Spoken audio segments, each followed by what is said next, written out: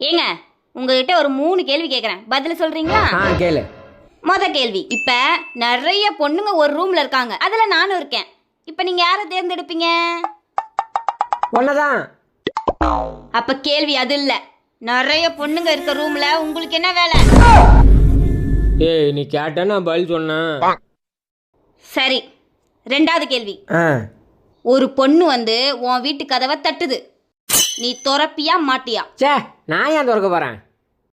அந்த கதவை தட்டின பொண்ணே நாதான். எனக்காக ஒரு கதவை கூட திறக்க மாட்டீல்ல? சரி, 3வது கேள்வி. உனக்கு பிடிச்ச இடத்துல ஒரு பொண்ணு இருக்கு, இந்த இடத்துல நான் இருக்கேன், நீ யாரை தேர்ந்தெடுப்ப? ஒன்னதான். அப்போ உனக்கு பிடிச்ச இடத்துல நான் இல்ல.